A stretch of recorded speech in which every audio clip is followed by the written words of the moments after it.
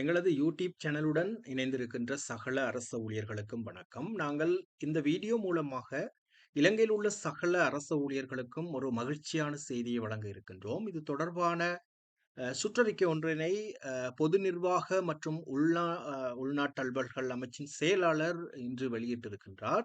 இந்த சுற்றறிக்கையை முதலில் பார்ப்போம்.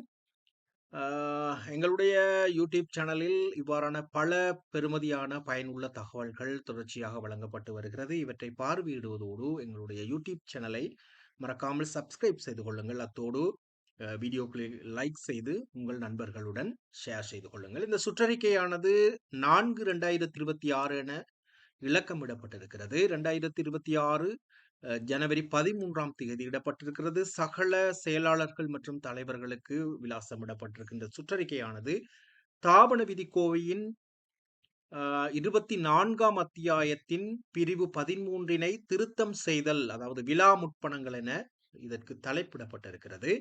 இதன் மூலமாக 2015 ஆகஸ்ட் மாதம் 17ஆம் திகதி அரசாங்க நிர்வாக சுற்றறிக்கை 21/2015 மூலம் திருத்தப்பட்டவாறான தாபன கோவையின் 24ஆம் அத்தியாயத்தின் 13.2 மற்றும் 13.5 உப பிரிவுகளின் மீது தங்களது தயவான கவனத்தை ஈர்க்கின்றேன் என இந்த சுற்றறிக்கை விடயங்களை உள்ளடக்கி இருக்கிறது.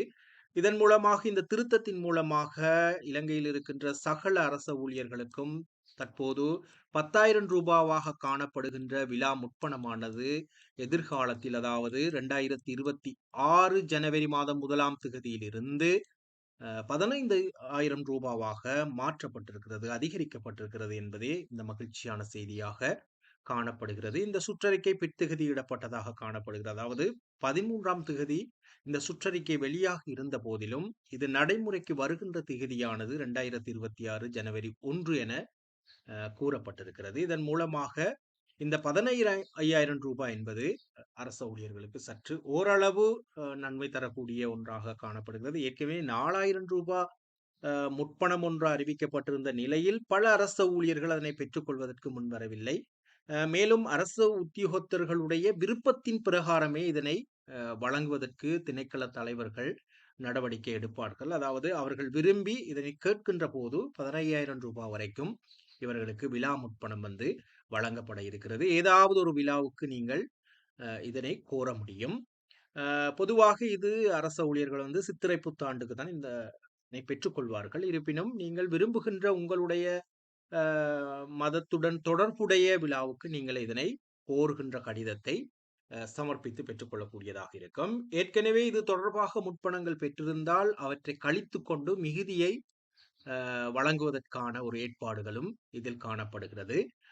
இதற்கு நான் முன்பு சொன்னது போல் இது உங்களுடைய மாதாந்த சம்பளத்தில் இது கழிப்பனவு செய்யப்படும். இந்த தொகைக்கு எவ்விதமான வட்டியும் மறவிடப்பட மாட்டாது என்ற விடயம் உங்களுக்கு தெரியும். ஆனால் 4,000 ரூபாய் பொதுவாக வட்டியுடன் நீங்க செலுத்த வேண்டி இருப்பதன் காரணமாகவோ அல்லது அமௌண்ட் குறைவாக இருக்கின்ற காரணத்தினாலோ அரச ஊழியர்கள் இந்த 4,000 ரூபாவை பொதுவாக பெற்றுக்கொள்ளவில்லை. ஆனால் இந்த 15,000 ரூபாய், அதாவது பொதுவாக பெருநாள் முற்பணம் 10,000 என்று சொன்னால் அரசு ஊழியர்கள் பெறுகின்றார்கள். இதன் அடிப்படையில் இந்த 15,000 முற்பணம் 2026ஆம் ஆண்டில் அரசு ஊழியர்களுக்கு ஒரு மகிழ்ச்சிகரமான செய்தியாகத்தான் அமைந்தது. அத்தோடு அரசு ஊழியர்களுக்கு சம்பள அதிகரிப்பும் 2026 ஜனவரி 1 முதல் நடைமுறைக்கு வர இருக்கிறது. இந்த ஏற்பாடு வரவு செலவு திட்டத்தில் வந்ததாக நான் அவதானிக்க இல்லை. ஸ்பெஷலாக இது அவர்கள் தாபன கோவையில் ஒரு திருத்தத்தை செய்து உங்களுக்கு வழங்குவதற்கு அரசாங்கம் முன் வந்திருக்கிறது. இந்த பெறுமதியான தகவலை ஏனைய அரச ஊழியர்களுடன் பகிர்ந்து கொள்ளுமாறு அன்புடன் கேட்டு மேலும் ஒரு பயனுள்ள தகவலை நான் உங்களை சந்திக்கின்றேன். அதுவரை நன்றி, வணக்கம்.